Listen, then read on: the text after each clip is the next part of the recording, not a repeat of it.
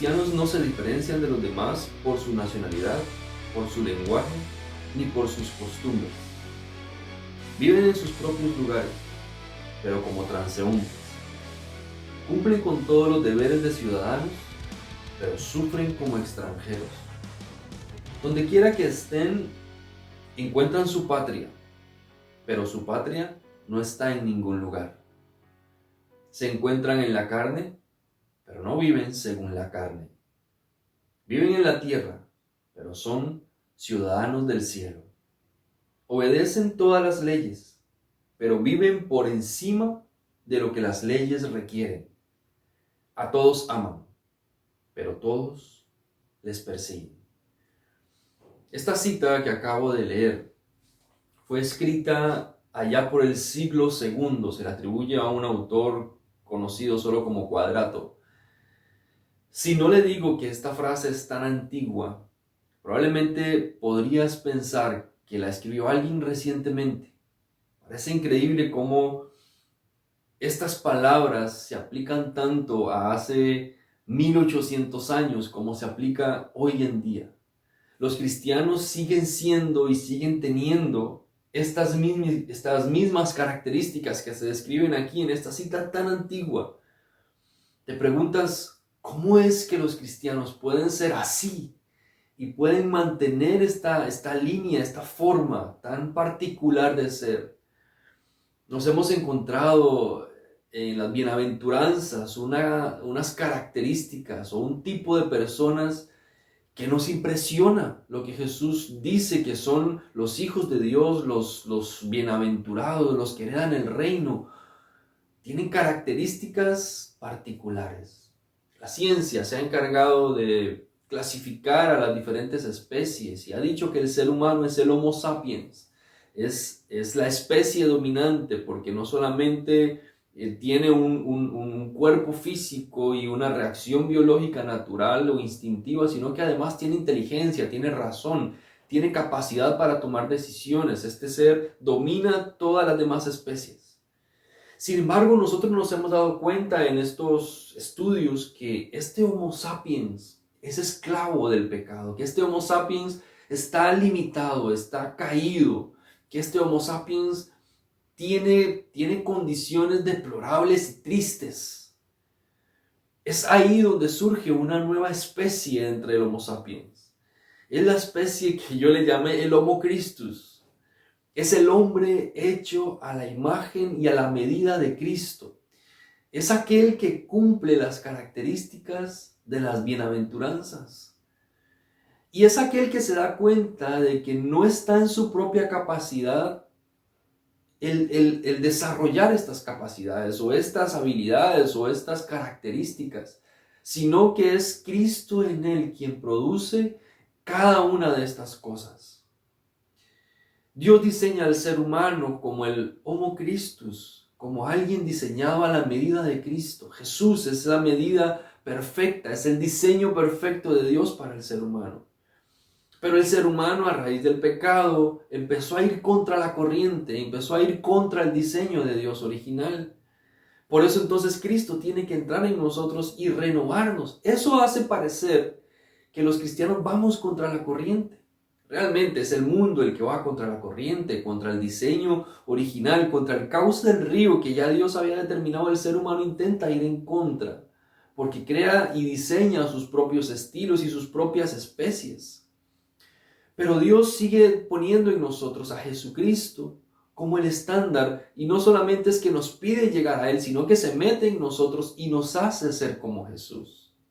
Somos una especie de inadaptados en este mundo porque vamos en contra de lo que el mundo hace, pero no le tememos a los cambios, al contrario, desafiamos los cambios porque sabemos que esta es la naturaleza que Dios ha puesto para el ser humano. Y si ya las características estudiadas hasta ahora en las bienaventuranzas son suficientemente altas, ¿qué tal esta otra? Jesús se atreve a decir en Mateo 5:10, bienaventurados los que padecen persecución por causa de la justicia, porque de ellos es el reino de los cielos. Bienaventurados serán ustedes cuando por mi causa los insulten y persigan, y mientan y digan toda clase de mal contra ustedes. Gócense y alégrense, porque en los cielos ya tienen ustedes un gran galardón, pues así persiguieron a los profetas que vivieron antes que ustedes. Hay 5 elementos que me llaman la atención en esta última bienaventuranza y se las comento a continuación.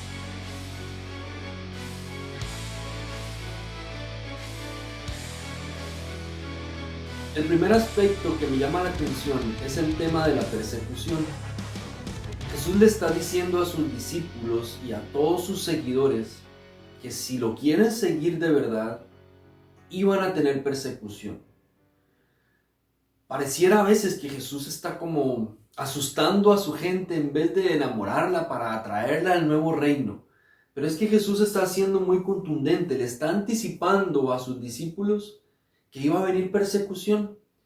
Para nosotros el mensaje es exactamente igual. Tenemos que tener claros que seguir a Jesús probablemente va a traer algún tipo de persecución. De una u otra manera, lo vemos a lo largo de la historia, donde muchos han sufrido hasta la muerte y se han convertido en mártires a causa de Cristo. Pero nosotros también en nuestra realidad podemos enfrentar persecución, y como lo dice Pedro en su primera carta, en el capítulo 4 y versículos 12 y 13, queridos hermanos, dice Pedro, no se extrañen del fuego de la prueba que están soportando, como si fuera algo insólito. Al contrario, alégrense de tener parte en los sufrimientos de Cristo, para que también sea inmensa su alegría cuando se revele la gloria de Cristo. Es que cuando somos hijos de Dios, vamos en dirección opuesta al mundo y a su corriente. Esto definitivamente nos va a traer alguna enemistad. Tenemos que estar claro que esto va a pasar. Si en algún momento alguien te insulta, se burla de ti, utiliza algún tipo de sarcasmo o desdén contra ti, no deberías asustarte, porque ya Jesús nos está diciendo que probablemente esto iba a pasar. Tenemos que ser claros que una vez que entramos al reino de Dios, nos hacemos enemigos del diablo, y él con su ejército y con todas las obras del mal junto a la corriente del mundo van a intentar destruirnos. Una vez que entramos a la vida cristiana, empezamos a ser un ejército, nos convertimos en soldados, y tenemos que ser soldados activos, porque si no morimos. Tenemos que entrenarnos para la batalla y tenemos que saber pelear esta guerra.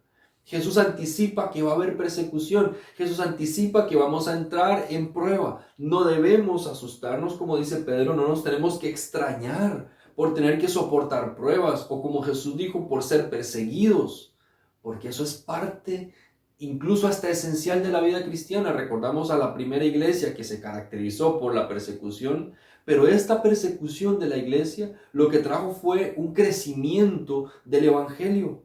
Se extendió el evangelio a tantos lugares a raíz de que la iglesia fue perseguida. Tuvo que moverse a diferentes lugares, y eso hizo que el evangelio llegara a diferentes rincones del mundo hasta nuestros días. Entonces tenemos que estar claritos que la persecución va a venir. Si ya la has vivido, sabes de lo que hablo. Si no la has vivido, tienes que estar listo, porque esto va a pasar. Cuando empieces a proclamar el bien, cuando empieces a anunciar la paz de Cristo, cuando empieces a ser un hijo de Dios real, auténtico, cuando permitas que el Homo Christus surja de ti, empiezas a ir en contra del mundo, y esto siempre genera algún tipo de enemistad y persecución. El segundo elemento que llama mi atención es el precio de ser discípulos. Míralo de esta manera. Lo que dijimos anteriormente, el primer punto, tiene que ver con la persecución que ocurre a nuestro alrededor, por el mundo en el que vivimos. Pero el precio de ser discípulo es otra cosa. Nos estamos refiriendo a que la vida cristiana es una vida de renuncia a muchas cosas. Es una vida de sacrificio de muchas cosas. Y cuando digo cosas, más bien me estoy refiriendo a nosotros mismos, a nuestro yo, a nuestros deseos, a nuestros intereses, a nuestras vanidades como seres humanos. Lo hemos visto a lo largo de las bienaventuranzas. Jesús, hablándole a sus discípulos, declaró lo siguiente en Lucas capítulo 9, versículos 23 y 24. Dirigiéndose a todos, Jesús declaró: si alguien quiere ser mi discípulo, que se niegue a sí mismo, lleve su cruz cada día y me siga. porque el que quiera salvar su vida, la perderá. Pero el que pierda su vida por mi causa, la salvará. ¿Cuántas veces nosotros como iglesia nos hemos encontrado vendiendo un evangelio que solamente predica paz y calma, que solamente anuncia felicidad a través de la felicidad del mundo o la paz del mundo? Queremos vender prosperidad, queremos vender calma, queremos vender cosas semejantes, y Jesús está diciendo otra cosa. Jesús está diciendo que si quieres ser su seguidor, si quieres ser su discípulo, te vas a tener que negar a muchas cosas y vas a tener que tomar una cruz y vas a tener que avanzar con Él. No es que Jesús está espantando a la gente para que no lo sigan, es que les está haciendo muy claros que esto no es un club al cual te asocias para vivir una mejor vida. Este es un movimiento en el cual tienes que ser una persona activa, que te muevas y que comiences a conquistar territorio que ha sido aplastado y esclavizado por el enemigo. Esto hace una gran diferencia porque no nos estamos viendo desde esta perspectiva como ovejas torpes que están allá en el río y que se las lleva la corriente porque no se saben defender, porque no saben tener cuidado, como a veces queremos hacerlo ver, sino somos un ejército, somos un movimiento que está avanzando. Dios te llama a ti a ser un discípulo que tome la cruz y que avance sin temor. Este evangelio es un evangelio para valientes, para gente que desafía todo un sistema que va en contra de los principios y de lo que Dios está diciendo y de lo que Dios diseñó desde el principio para el ser humano. Esto cambia grandemente nuestra perspectiva. Somos un movimiento. ¿Sabe? La gente que empezó a seguir a Jesús dijo, wow, aquí nos va a ir muy bien. Jesús multiplica la comida, ya no tenemos que trabajar. Ahora podemos venir a escuchar los mensajes de Jesús, podemos crecer espiritualmente y ser alimentados aquí en calma. Y Jesús dice, ustedes me siguen por la comida que yo les estoy dando, pero de eso no se trata. El evangelio no es que vengas a complacerte aquí llenándote de muchos conocimientos que te puedo dar, es que te muevas a hacer la obra. Los discípulos estuvieron dispuestos a sacrificar su vida por Cristo y tú lo que quieres es venir a comer. No podemos ofrecer un evangelio fácil y sencillo. El evangelio es el mejor lugar en el que podemos estar. Es el mejor estilo de vida que podemos llevar, pero no significa que vamos a ser ciegos o ignorantes a una realidad de un evangelio fácil, porque no es así.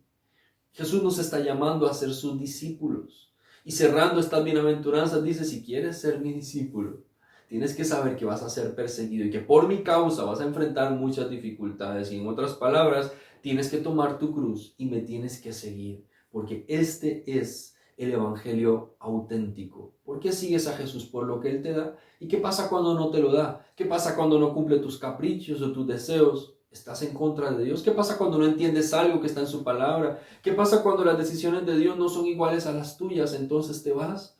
Ese no es el evangelio que Dios quiere, donde te sientas complacido por todo lo que Él hace, sino que entiendas que en su perfecta voluntad habrá cosas que no vas a entender y que vas a tener que avanzar y caminar a través de eso, a pesar de eso, y que habrá cosas que solo vas a saber cuando llegues allá arriba y se las puedas preguntar, pero que el evangelio es más que complacerte a ti mismo y que estar bien. Por esa razón la gente busca iglesias para sentirse cómodo, para estar bien, para estar confortable, pero no es el objetivo de Jesús mostrar un evangelio de confortabilidad, sino un evangelio que nos lleve a nosotros a una práctica constante de ser un movimiento que transforme la vida de la gente.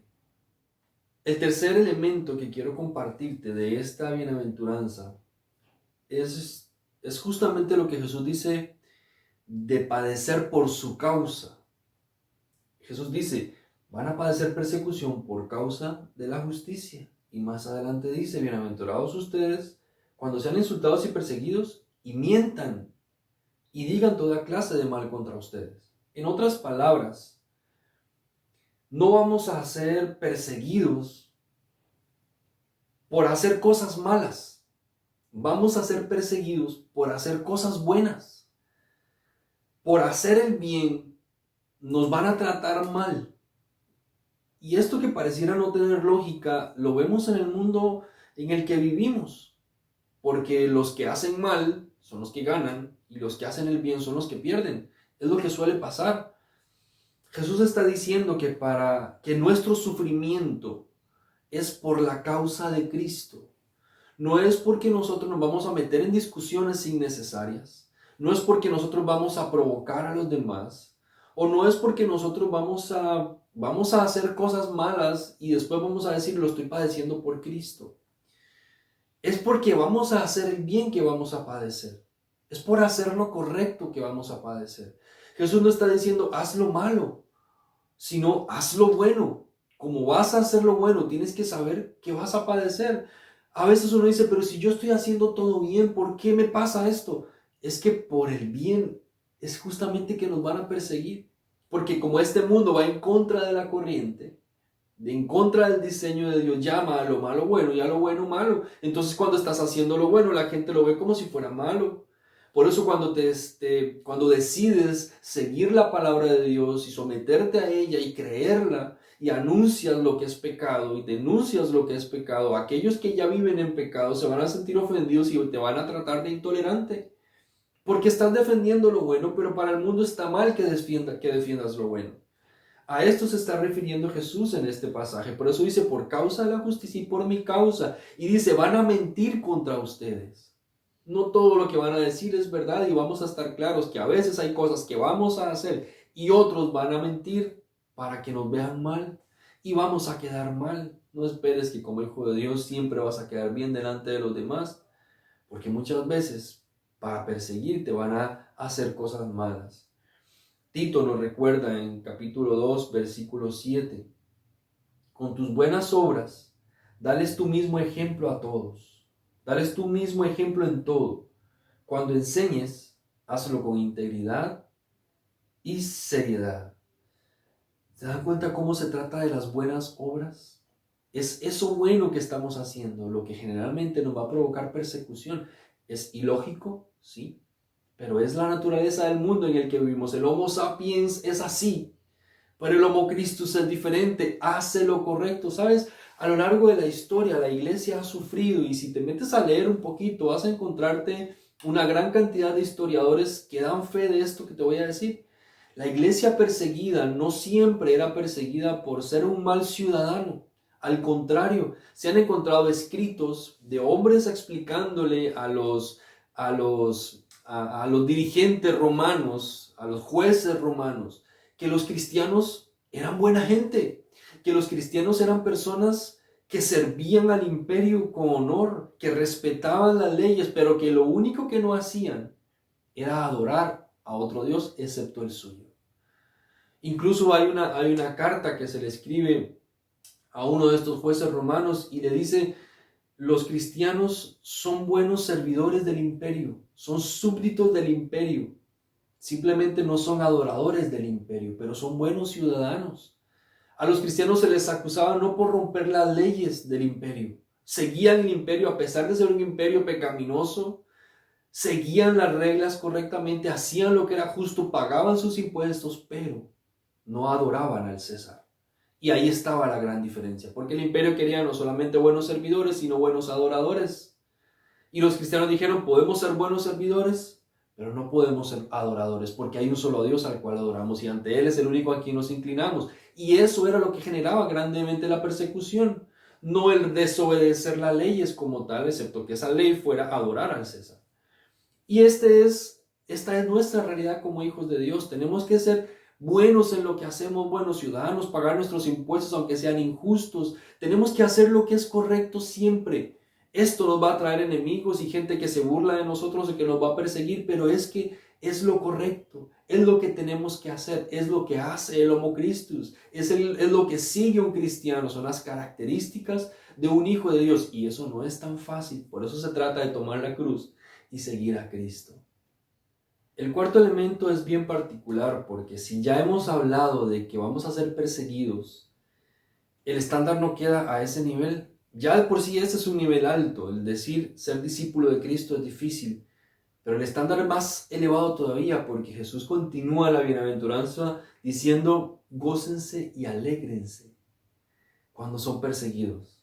O sea que no es solamente entender que vamos a ser perseguidos, es que tenemos que alegrarnos por ser perseguidos. Se da cuenta que el nivel es mucho más elevado. El Homo Christus es otro nivel de vida cristiana y de vida como seres humanos en esta tierra. No podemos pensar que vamos a pasar en un puro sufrimiento y llanto porque sufrimos por causa de Cristo o porque tenemos alguna persecución, sino vamos a alegrarnos a pesar de ser perseguidos y por ser perseguidos por la causa de Cristo. Esta es otra cosa lo que Jesús está hablando. Jesús está diciendo que es que tenemos que tener la vista no en las cosas de la tierra. Y si nos preguntamos, ¿cómo podríamos nosotros alegrarnos en medio de la persecución? Es que no se trata de valorar lo que está pasando aquí en la tierra, porque lo que está pasando aquí en la tierra es un periodo de tiempo tan pequeño en una vida tan imperfecta, que cuando valoramos la vida eterna y lo perfecta que es, podemos menospreciar las cosas de esta vida, las cosas de esta tierra. Esta vida es valiosa, sí, pero nunca será más valiosa y nunca estará por encima de la vida eterna, del galardón que tendremos en los cielos, del que Jesús habla, y vean que Jesús lo menciona ahí. Vamos a tener un galardón, vamos a tener un regalo, vamos a tener un premio por lo que estamos haciendo. Ninguno de tus sufrimientos, ninguna de tus persecuciones pasa desapercibida delante de Dios. Al contrario, Él toma cuenta de cada una de esas cosas. Y tenemos que confiar que cuando lleguemos a estar con Él, seremos recompensados, tendremos un gran galardón, porque en esta tierra hemos sufrido y hemos padecido. En otras palabras, el cristiano sabe qué valorar y qué no valorar. ¿Por qué no nos molestamos al perder ciertas cosas? Porque sabemos que lo que tendremos en el cielo es mayor, es superior, es mejor, no se compara en nada con lo que estamos perdiendo en esta tierra. El quinto y último elemento o detalle que me llama la atención es la forma en la que Jesús concluye. Y Él dice, recuerden que así persiguieron a los profetas que fueron antes de ustedes. Qué consuelo tan grande es saber que otros han sufrido como nosotros por causa de Cristo. Qué consuelo tan grande es saber que no somos los únicos. Qué consuelo tan grande es saber que no estamos solos. No solamente porque en este tiempo hay gente sufriendo y padeciendo por causa de Cristo en diferentes lugares del mundo, sino porque antes de nosotros, a lo largo de la historia de la humanidad, miles de personas han padecido por causa de Cristo, han perdido familia, empleos, dignidad quizás, porque han mentido sobre ellos, los han juzgado, los han encarcelado y les han dado muerte. Nosotros apenas padecemos tal vez un poquito en comparación a lo que ellos han padecido. A mí me gusta imaginar que cuando hay algún tipo de persecución por la causa de Cristo, me gusta pensar que todos estos mártires están allá en el cielo mirando lo que estoy pasando y aplaudiendo y diciéndome, hey, dale, no te puedes vencer por esto, hemos padecido más que tú por esto, así que tú puedes aguantar mucho más que esto.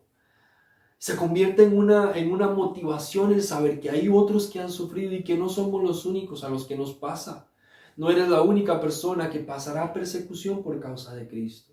Cristo mismo fue el ejemplo de la persecución, mintieron contra Él, hicieron un juicio descarado, lo mandaron a la cruz, lo mataron.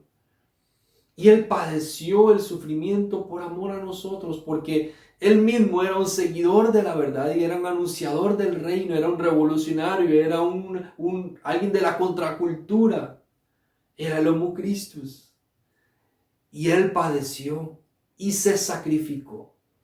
Es lo mismo que nos toca hacer a nosotros. Entender que a veces la familia no va a entender, que a veces los amigos no van a entender, que nuestros compañeros de trabajo no van a entender, y no tenemos que exigir que entiendan. Es que nosotros vivimos en otro nivel. Es que somos del Homo Christus, estamos más allá del Homo sapiens, porque Cristo está siendo formado en nosotros y sabemos que estamos dispuestos al sacrificio, pero que no estamos solos.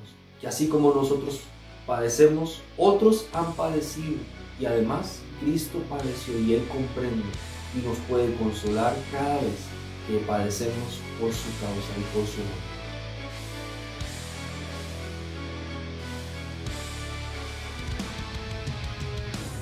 Bienvenido al epílogo. Has completado la serie 6-7, el último libro. El mensaje número 9, que culmina ya nuestras bienaventuranzas: Homo Christus. Bienaventurados los que padecen persecución por causa de la justicia, porque de ellos es el reino de los cielos. Bienaventurados serán ustedes cuando por mi causa los insulten y persigan, y mientan y digan contra ustedes toda clase de mal. Gócense y alégrense, porque en el cielo ya tienen ustedes un gran galardón. Pues así persiguieron a los profetas que vivieron antes que ustedes. Mateo 5, del 10 al 12. Quiero repasar los últimos 4 puntos importantes de la bienaventuranza y el cierre de la serie. Punto número 1. En esta bienaventuranza, Jesús nos anticipa que la persecución es parte de la vida cristiana. Punto número 2. Los valores del reino de Dios van en dirección contraria a los del mundo. Por eso los cristianos muchas veces enfrentamos oposición. Punto número 3. Es un honor sufrir por causa de Jesús. Por eso, en vez de sufrir, nos alegramos. Punto número 4.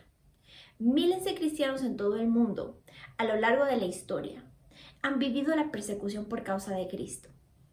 No estamos solos en la misión más importante de la historia. Y para cada uno, Dios ha preparado un galardón. Ha sido un honor tenerte en esta serie, el libro 6-7. Para concluir, quiero compartirte lo que significa alegrarse por sufrir persecución. Cuando Dios nos pide que nos alegremos y nos gocemos, porque gracias a Él nosotros somos perseguidos, Él quiere que nuestra mirada esté puesta en el futuro. ¿Y cuál es nuestro futuro? La vida eterna. Ese es nuestro verdadero futuro. Pero nos ayuda a que nuestra mirada no esté enfocada en el ahora y en el presente, en esta vida pasajera y momentánea, sino en la vida eterna, que realmente es nuestra misión y nuestro destino a llegar. Puede sonar completamente contradictorio cuando unimos la palabra persecución con alegría, pero eso es lo que Dios pide de nosotros. Cuando nos referimos a que los valores del reino son completamente opuestos a los valores de este mundo, es lo correcto, es lo que estamos viviendo. Nosotros vamos en una dirección completamente diferente a la que va el mundo. Por eso muchas veces cuando somos personas que no creemos en Dios y llegamos a creer en Dios, a conocerle, a hablar de su misericordia, a conocer su misericordia, su generosidad, su amor para con nosotros y el sacrificio que hizo Jesús para nuestra vida, encontramos esta oposición de parte de personas que conocían quién éramos antes versus quiénes somos ahora con Jesús en nuestra vida. Al igual, lo que quiere Dios no es que nos concentremos en la parte injusta o en la parte del dolor y el sufrimiento, porque claro está, en esta vida eso es lo que vamos a tener, así como también vamos a tener momentos de alegría. Pero lo que Él quiere es que nosotros podamos enfocar la mirada en lo que va a venir. Y que mientras tanto estemos en este mundo, como no sabemos cuánto tiempo vamos a estar, tratemos de compartir de su amor con quienes no lo conocen y ser ese último libro, el libro 67, el que los demás van a ver en nosotros, que siempre buscamos sea una muy buena primera impresión. Porque gracias a nosotros puede haber ese hilo y ese momento en donde una persona que no conoce a Dios lo conozca. Así que sí, disfruta de esta vida cumpliendo el propósito que Dios tiene para contigo. Gracias por habernos acompañado en esta serie. Ha sido un verdadero honor. Esperamos que todo lo que hemos tocado en estos diferentes capítulos a través, semana tras semana, sea de beneficio para tu vida. Si gustas, puedes repasar todos los videos. Si tienes alguna duda, no dudes en escribirnos en nuestros comentarios, que estaremos muy pendientes de poder ayudarte. Nos vemos en una siguiente.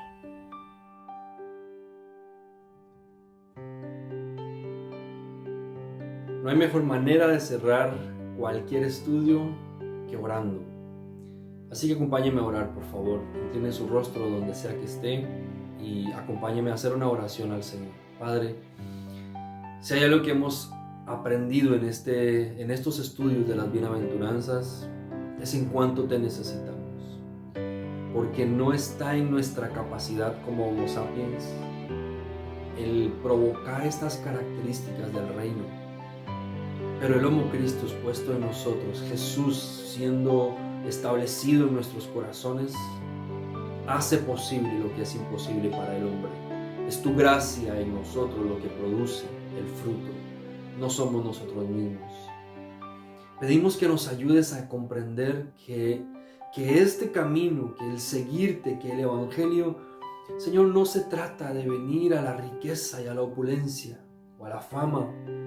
El objetivo en este caminar, Señor, es cumplir la misión que nos diste y saber que el cumplimiento de esa misión, que es restaurar al hombre contigo, traer paz entre el hombre y tú, el anunciar esta verdad, nos compromete contra un mundo que va en un sentido opuesto y nos hace entender que el precio de ser discípulos es alto, que este caminar es solo para valientes, que tenemos que arrebatar este reino a como de lugar, pero que no está otra vez en nuestras fuerzas, sino en ti hacerlo. Por lo tanto, queremos vivir dependiendo de ti, aferrados a ti, sostenidos de ti, porque eres el único que puede provocar en nosotros el hacer todas estas cosas. Necesitamos tu gracia hoy más que nunca, necesitamos tu fuerza hoy más que nunca. Y si alguno de mis hermanos que han seguido estos estudios o ha visto ha padecido o ha estado sufriendo y atravesando momentos de dificultad por tu causa, pido, Señor, que tú lo consueles y le des nuevas fuerzas para que salga al mundo y desafíe aún a aquellos que no creen, que se burlan o que mienten al respecto de Él. Que tu gracia esté sobre nosotros, tu fuerza esté sobre nosotros, y así como miles y miles de cristianos han padecido a lo largo de la historia por hacer el bien, así nosotros podamos entregar nuestra vida por tu causa, sin temor, sin temblar, sin variar lo que creemos, sin dejar, Señor, de creer en ti o negando tu nombre, sino siendo firmes en el conocimiento de aquel que nos llamó y que aquel Señor que nos ha restaurado y que nos ha transformado también nos dará un galardón en los cielos. Te lo pedimos, Padre Celestial, en el nombre precioso de Jesucristo. Amén y amén.